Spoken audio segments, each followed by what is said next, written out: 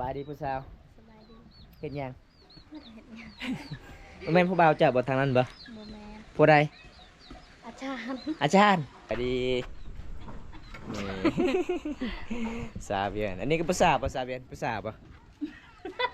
บ้านสวนเด้อผู้สาวบรรยากาศในหมู่บ้านสาวเวียนเบิ่งพี่น้องแนมเบิ่งทางใดก็จะเป็นป่าหมดเลยทุกคนให้แต่สาวเวียนเพิ่นว่าข่อยบ่อยากเอาผู้บ่าวจีนเนาะเจ้าบ่อยากเอาเนาะผู้บ่าวจีนนะเวลาดีก็ดีอีหลีเวลาใจหายก็หายอีหลีเนาะเจ้าบ่เอาคือกันผู้บ่าวจีนนะย่างย่านฮะใจดใจดำคันผู้บ่าวลาวเด้บัดนี้ำ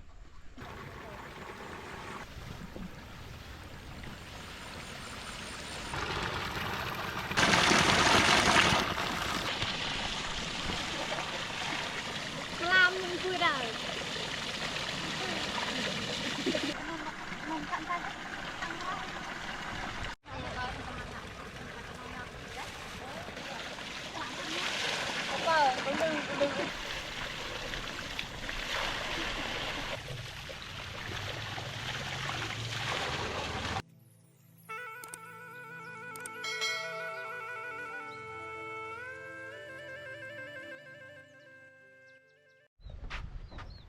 สบายดีผู้สาวสบายดีเฮ็ดหยังไม่ได้เห็นหยังบ่แม่นผู้บ่าวจ้ะบ่ทางนั้นบ่บ่แม่นผู้ใดอาจารย์อาจารย์เราเป็นอาจารย์บ่อาจารย์หยังเราเป็นนะอาจารย์หยัง อาจารย์เรียนหนังสืออาจารย์เรียนหนังสือ อาจารย์เรียนหนังสือบ่แม่นเราเป็นครูเด้ เป็นครูโอ้คนละคิดว่าผู้บ่าวเจ้ามาหามื้อนี้บ่แม่นยังบ่มีผู้บ่าวอ๋อเราซื้อในใดฮะวงวงมื้อนี้มาเยี่ยมมายามสาวแว่นคือเก่าพี่น้องเพิ่นก็สิเว้าชื่อบ่ได้ล่ะเพราะว่าบ่าววงก็เป็นครูอาจารย์พี่น้องไอ้สอนในหมู่บ้านนี้พี่น้องมื้อนี้มีจักคนมาเล่นอยู่กันเจ้าผู้เดียวลาวบ่บ่แม่นละมาแต่เมื่อคืนนี่บ่น้องบ่แม่นละหากะมาบ่อ๋อกินข้าวกินน้ำเลยบ่กินน้ำ กินแล้วกินอาหารหยัง หอย ห้อยโอ้ก่อนตกใจจะว่าห้อย ได้ห้อยมาแต่ไส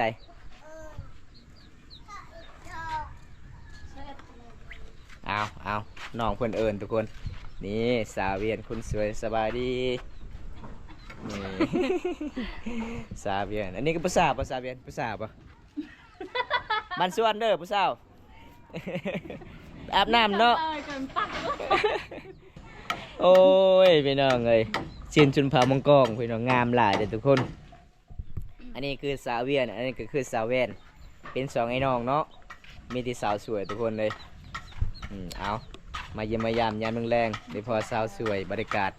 ในหมู่บ้านสาวบ้านสะบึทุกคนสาวเวียนมื้อนี้น่าจะเจ็บท้องหลายเพราะว่ากินโสม2เทื่อพี่น้องไอ้กินหลายเอลีทุกคนบรรยากาศในหมู่บ้านสาวเวียนเบิ้งพี่น้องเนี่ยเบิ้งทางใดก็จะเป็นป่าหมดเลยทุกคนเลยบางคนก็มีเฮือนแปดบางคนก็มีเฮือนน้อยพี่น้องหมู่บ้านอยู่กับติดภูเขาหรือว่าหุบเขาทุกคนอาบน้ำเลยบ่สาวเวียนยังประมาณจังโมงน้องอาบน้ำจังน้อยจังโมงจังน้อยนะ4 โมงตอนนี้5 โมงเลยได้4 โมงพากินมะพร้าวมะพร้าวไผสาวแว่นเอาแล้วสาวแว่นเจ้าให้สาวแว่นกินน้ำบ่โอ้คอยเลยคิดว่าเจ้าสิไปขายบ่แม่นเนาะตอนนี้ผู้บ่าวเพิ่นกำลังเฮ็ดบ่แม่น เป็นครูของเพิ่นว่าเป็นครูพี่น้องเอ้ยครูฮักเนาะเป็นครูฮักอะไรเนาะโอ้ยพี่น้องเอ้ยสาวเวียนฮู้เห็นบ่จะปิดลับคอยนี่บ่ได้เห็นครูฮักและอันนี้นะครูฮักครูแท้ครูฮักครูแพงโอ้ครูฮักครูแพงเฉพาะเนาะเฮ็ดมีแต่บ่าววงผู้เดียวเนาะส่วนสาวแวนนั่งเบิ่งซื่อๆ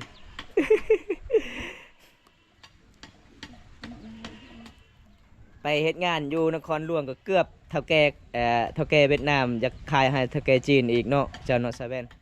เกือบไปเลยทุกคนเลยใครแต่สาวเวียนเพิ่นว่าข่อยบ่อยากเอาผู้บ่าวจีนเนาะเจ้าบ่อยากเอาเนาะผู้บ่าวจีนนะเวลาดีก็ดีอีหลีเวลาใจหายก็หายอีหลีเนาะเพิ่นว่าบ่เลือกบ่เอาผู้บ่าวจีนเด้อทุกคนเลยสาวเวียนส่วนสาวแว่นนี่เอาเบิดผู้บ่าวเวียดนามบ่เอาคือกันบ่ เป็นหยังเจ้าบ่เอาคือกันผู้บ่าวจีนนะ ย่าง ย่าน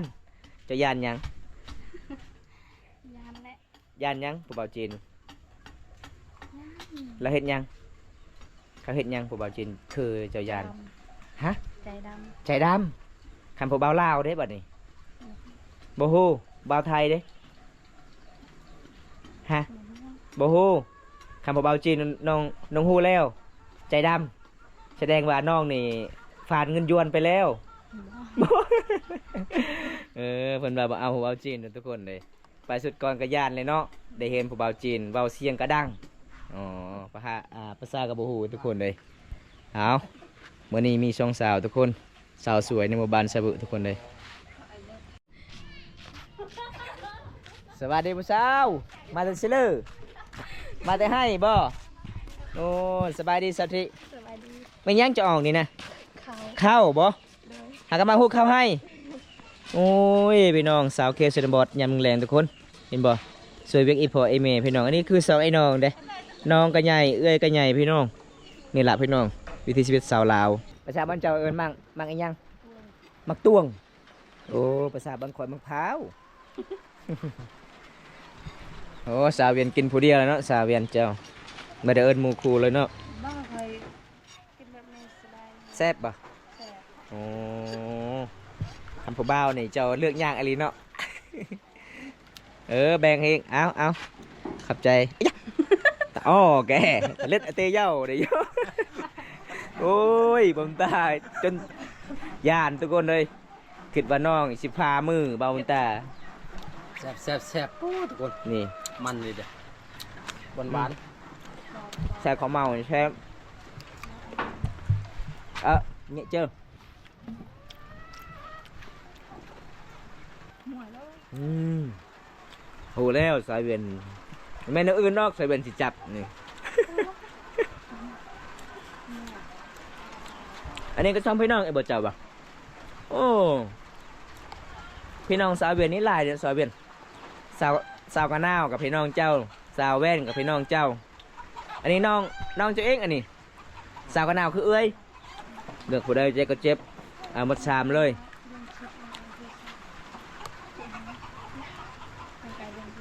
เยอะเมื่อยกันสุดแล้ว ๆน้ำเดือด ผู้บ่าวแน่กินมะพร้าว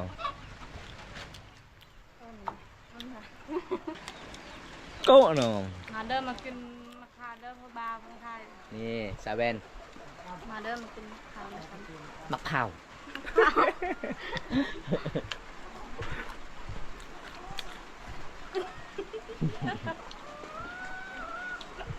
ไม่ได้ไอ้ยัด369đi ụng cái kia khác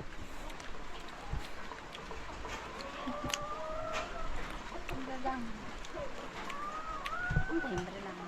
อะไรแบบเบิร์นแต่มันจะ tụi lần quên với lại lần quên này đi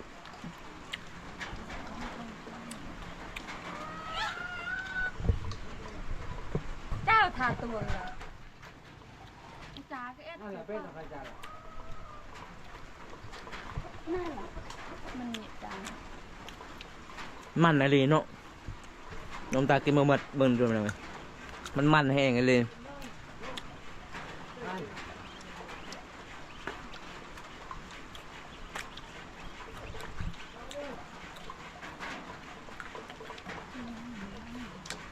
ตอนนั้นเขาไม่ ตรงหน้าบุกี้ แล้วนี่โน่ให้ลงอันนี้หลับ บุรี ไหนเกือบลง như này như sang pha hả นั่งมานะ nạ bế ẩn kia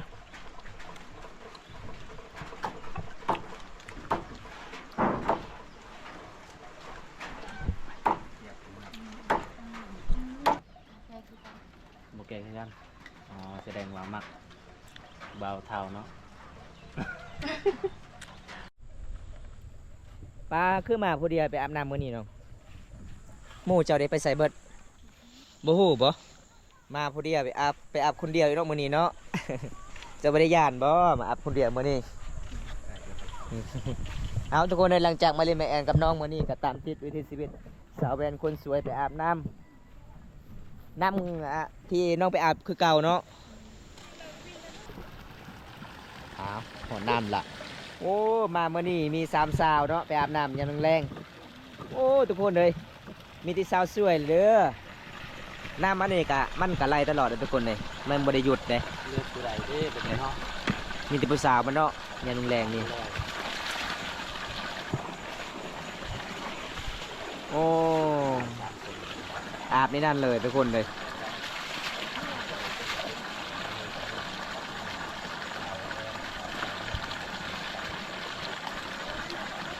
ใช่สาวเงินนะใช่สาวเงินวันนี้สาวยังตัวอยู่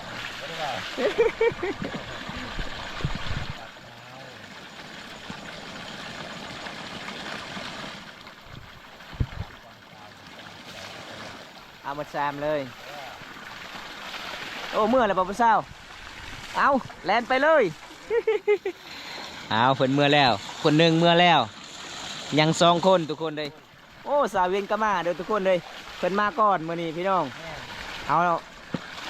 อามาตำลังกับสาวเวียนมาก่อนเพราะว่าส่วนหลายก็จะอาบน้ำก็คือจุดนี้ทุกคนเลยยามแรงๆ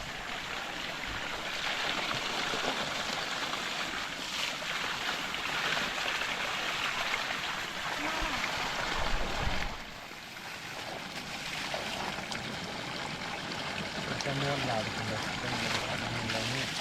โอ้น้ำแบบแห้ง ไม่ไรต่อเด้อมูตชิดไหมรัวได้ เริ่มไม่ได้ทั้ง รัวเลือนนะcái nạn nó rô đơ cái lấy cái nó rô này hành cái riêng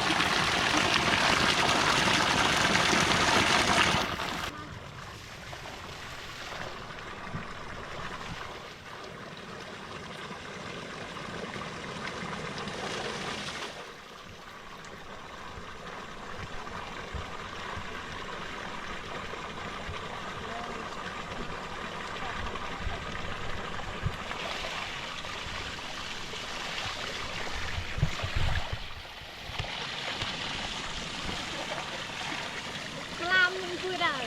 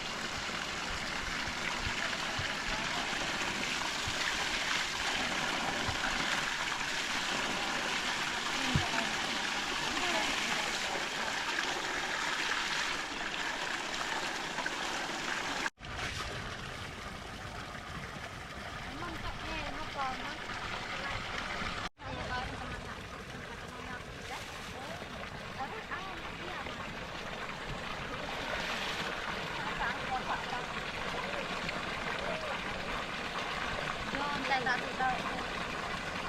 đi nôn sợ đầu đầu gần lạch lạch cái dao แลนเกียร์ระวังย้อนดิกี้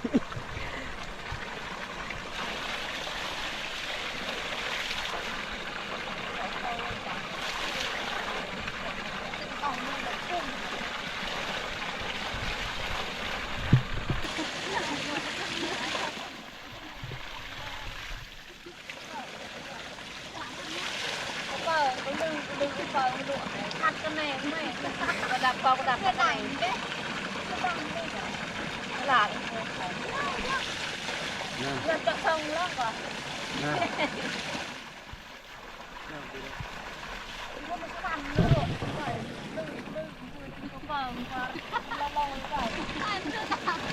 nhẹ bạ bạ là cái nào phải lắc ngon anh ấy kia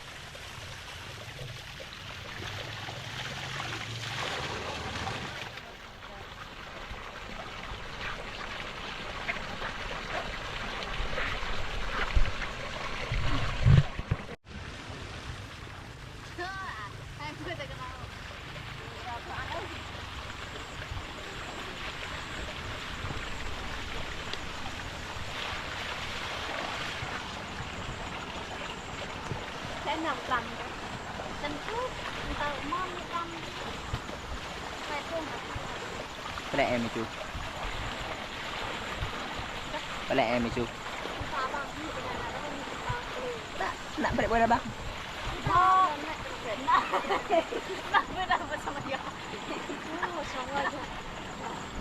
ของแท้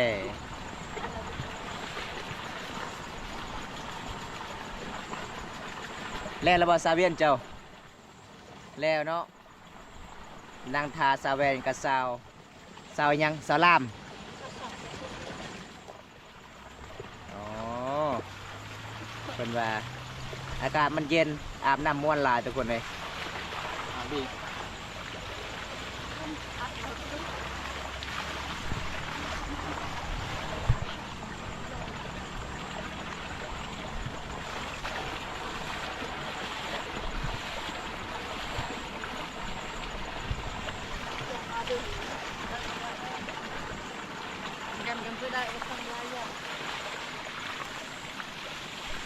cắt luôn là chủ